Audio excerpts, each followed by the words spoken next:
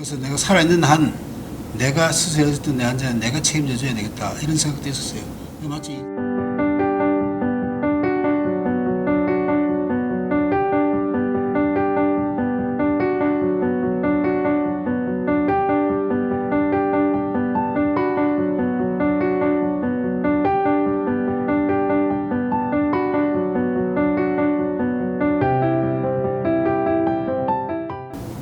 최초, 최고 이러한 타이틀은 사람들에게 신뢰감을 주고 기대감을 갖게 하는데요. 일산차병원에도 이러한 타이틀을 아주 오랫동안 지켜오고 계신 교수님이 있습니다. 하지만 정작 본인은 그 어떤 타이틀을 내세우지 않고 남은 여생은 환자를 위해 못 바치겠다라고 밝히신 진정한 명의이시기도 하시죠. 오늘은 갑상선암센터 센터장이신 박정수 교수님을 모셨습니다. 교수님은 이제 국내 최초 갑상선암 외과 전문의라는 타이틀을 갖고 계시잖아요. 이렇게 불리게 된 이유가 무엇일까요? 내가 갑상선 암 분야를 하기 전에는 이런 분야가 없었어요. 그냥 외과 의사가 그냥 위암 수술이다, 간암 수술이다, 대장암 수술이다 하면서 갑상선은 뭐 부수적으로 해왔던 거죠. 부수적으로 할 수술이 아니에요. 그만큼 갑상선암의 특수한 전문 분야이거든요. 그런 게 없었기 때문에 이 갑상선암을 앓고 있는 환자들이 쓸데없는 고생을 많이 했죠. 치료율도 낮았었고 그래서 이 분야를 전문 분야로 발전시켜야 되겠다 이렇게 해서 생겨난 겁니다. 그래서 갑상선암 학회도 창립하셨다고 네, 그렇죠. 하셨어요. 그래서 제가 국내에 와서 이 분야가 전문화되어야 되려 그러면 이 전문하는 의사들이 모임이 있어야 되겠다. 그리고 우리들끼리 서로 교육하고 또 의견 교환을 하고 연구하고 이런 단체가 필요하겠다 이런 생각을 해서 제가 이제 대한갑상선외과 학회를 창립했죠. 제가 만들었으니까 당연히 제가 그 전문 분야 1호가 되는 거죠. 또 세계 최초예요. 아까는 국내 최초였는데 두 번째는 세계 최초인데 1999년 99년에 세계 최초로 갑상선암 채소 침습 수술을 개발하셨다고 들었어요. 네. 이 내용은 이제 교수님 관련된 기사가 나올 때마다 계속 언급되는 내용이긴 한데요. 기존의 수술법과는 어떤 차이점이 있을까요? 이제 갑상선암이 주로 여자들한테 많이 그러거든요. 네. 근데 그 갑상선암이 우리가 알다시피 목 한가운데 있단 말이죠. 이게. 이렇게 딱 있죠. 그걸 수술하면 목 한가운데 이렇게 흙에 절개선을 넣어가지고 흉이 남잖아요. 그러니까 흉이 아주 보기 싫게 나온다고. 그 서양 친구들은 수술을 받고 나서도 목에 흉터가 그렇게 심하게 생기진 않아요. 소위 말하는 켈로이드다 또는 비유성 반응이다 이런 게 서양 친구들한테는 그게 달라요. 우리하고 피부가 난다는 게. 이렇게 하면 안 되겠다. 그래서 어떻게 보면 좀 적게 절개를 해가지고 갑상선 수술을 할 수 없나. 그래서 그때 시작한 게 채소 침습 갑상선 수술 뭐 이렇게 이름을 붙이는데 그거는 다른 게 아니고 보통 우리가 흉터가 이 가운데 이렇게 있으면요 바로 눈에 띄거든. 그다음에 흉터가 옆으로 가면은 눈에도 안 띌 뿐더러 가운데 있으면은 흉터가 굵게 나와요. 왜 굵게 나오는가 하면 사람 이걸 축을 해서 아래 위로 목으로 움직이니까 네. 크게 흉터가 두껍게 나는 원인이 된다고. 또 여기 흉골이라고 해서 여기 뼈가에서 흉골. 그 흉골 근처에 가면 갈수록 킬로이드라는 흉터가 생긴다고. 그래서 그거에 착안해서 작게 한 3cm 정도 옆으로 그것도 옆으로 이렇게 빗겨가지고 바로 눈에 안 보이고 그 옆으로 가면은 더 세월이 지나면은 흉터가 안 보입니다. 그래서 요즘 그 전에 수술했던 환자 찾아오면 수술했어요 내가 물을 정도로 흉터가 거의 안 보인다고. 교수님이 환자 흉터까지 고민하셨어가지고 이런 세계 최초라는 수술법이 그렇죠. 나온 것 같아요. 수술법 개발하고 미국 샌프란시스코 세계 학회에서 내 수술법을 강의해달라고 해서 강의한 일이 있어요. 이걸 가지고. 그래서 강의 다 듣고 나서 나중에 하는 질문이 왜 그렇게 작게 오히려 절개를 넣어가지고 왜 그렇게 고생하면서 수술하느냐. 맞아요. 의사가 고생하는 암 수술하는데 이렇게 크게 넣어가지고 편하게 수술하고 그렇게 해야 확실히 수술되는 거 아니냐. 작게 넣어서 수술이 제대로 되겠나 한데. 의사 중심적인 사고를 또 하고 근데 환자는 안 편해요. 근데 이제 작게 넣어서 암 수술이 확실히 된다면 이게 확실히 좋은 거죠. 뭐 재발률에서 전혀 차이 없고 수술도 제대로 되고 있고 이렇게 해서 이제 세계적으로 알려지게 됐죠. 세계 최초. 아 교수님 음. 이번엔 세계 최다예요. 최초에다가 최다예요. 갑상선 수술 제일 많이 했다. 아 그런 맞아요, 얘기가 있잖아요. 맞아요.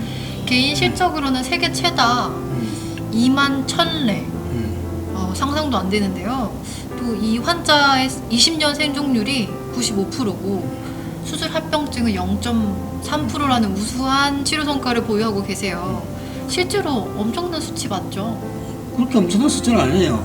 왜냐하면 내 평생을 2만 1,000례 했다 그러면 좀 숫자가 그보다 더 많아야 돼요. 그거보다 지금도 더 계속 많아야 하고 되는데 계시니까. 미국에 연수 갔다 와서는 이 분야만 내가 해야 되겠다. 그러니까 그때부터 1983년 후 4년 뭐 이렇게 그때부터 갑상선만 수술한 거예요. 교수님 이제 잊어버리지 못하는 환자, 뭐 여러 명 있죠. 다 잊어버리지 못하는데, 근데 20년 전에 실제생활에서 근무할 때인데 아주 젊은 처자아이가 찾아왔어요. 그래서 목에 마후를 두르고 엄청 미인이 찾아왔어요. 그래서 어디서 왔노? 그랬더니 연수 왔어요. 왜 왔노? 이렇게 이거 봐주세요. 이러니까 마후를 치니까 자기 얼굴만한 이 괴물 같은 암덩어리가 옆에 있는 거예요. 얘긴즉슨 그 지방에서 3번이나 수술하고 3번 방사선 치료하고 오만 치료를 다 해도 또 이렇게 됐다 이게요. 그래서 그 지방에서는 이상 치료 못한다. 이제는 각오하고 있으라.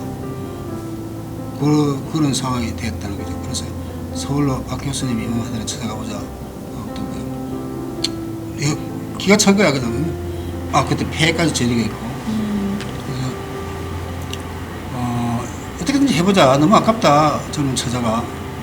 그래서 입원시켰어요. 이번 수술했는데 수술 시간은 무려 16시간 걸렸다고.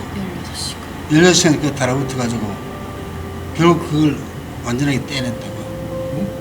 그 떼내고 나는 밤중에 교수 개인실에 가서 완전 쓰러진 거지. 그래서 성공적으로 수술 성공했어요. 몸이 엄청 괴로웠는데 한쪽에는 쾌감이 몸 구석구석에 쾌감이 올라오는 거예요. 그래서 그 후에 방사선 요도 치료하고 뭐 약물 치료하고 며칠 해서 폐 전이가 되어 있던 그 암덩어리도 작아지고 그래가지고 거의 지금 2년 전까지 살았다고요. 살고 왔는데 결국은 나중에 폐 늑막에 크게 전이가 되고 척추에 여러 개의 전이가 있고 나중에 4가지 전이가 전신에 다 빠져가지고 결국 그걸 죽었어요. 완전 내가 못 잊는다고. 갑상선암 아무것도 아니다. 갑상선암 일찍 진단하고 일찍 치료할 필요 없다. 그렇게 말하는 의사들이 있다고. 응? 큰일 나요. 그러니까 큰일 나죠. 그렇지 않다는 걸 강조하기 위해서 내가 소리하는 거예요. 그래서 갑상선암도 조기 진단, 조기 치료가 중요하다. 이렇게 말하고 싶어서 그 정리로 말씀드린 거예요. 그래서 더 기억이 남으신 것 같아요. 항상 교수님이 조기 진단, 조기 치료, 작은 암이 작은 수술이다 이렇게 그렇지. 말씀하시잖아요. 모든 암은 작을 때 고치라. 그래야 완치율이 높다. 이렇게 얘기할 수 있죠. 교수님 이렇게 열심히 환자들 돌보시고 또 치료도 힘써주신 덕분인지 2014년에는 한국인 최초로 세계 두경부외과 창립 100주년 기념 100대 인물로 선정이 되셨어요. 국내를 넘어서 외국에서도 인정을 받고 계신 것 같은데요. 수상할 수 있었던 요인? 주로 어떤 연구 논문을 발표하셨을까요? 한 개 논문 가지고 한 개는 아니고 그동안에 쭉 내 일생 동안에 활동 수술한 거 논문 160번, 영어 논문 160번, 그동안에 국제학회에서 발표한 업적 그런 걸 이제 다 따져가지고 이제 선정된 거죠. 100년 동안의 인물 중에서 한 사람 뽑아서 고마운 일이죠. 그러니까요. 저도 그 사진을 봤어요. 외국인들 딱 이렇게 놓여 있는데 교수님 한국인이 딱 이렇게 보이더라고요. 교수님 얼굴이 이렇게. 제가 왜 자랑스러운지. 자랑스럽다기보다 끼어 넣어준 것만 해도 고마운 거지. 아이고 좋다. 올해는 일산차병원에서 새 출발을 하게 되셨잖아요. 교수님의 앞으로의 각오, 계획이 궁금하네요. 한 일이 평생 동안 갑상암 수술하고 치료하는 게 그 내 한 일이니까 앞으로도 계속 이 세상 뜰 때까지 그 분야를 일할 거예요. 네. 근데 이쪽 서쪽 지방에도 큰 갑상암 센터가 있어야 되겠다 이런 생각을 했죠. 신천과 강남과 일산 차병원의 갑상암 센터 3대 축을 만들어 가지고 세계적인 갑상선 센터를 만들어야겠다. 세계를 이끌어가는 갑상선 전문 병원이 되어야 되겠다.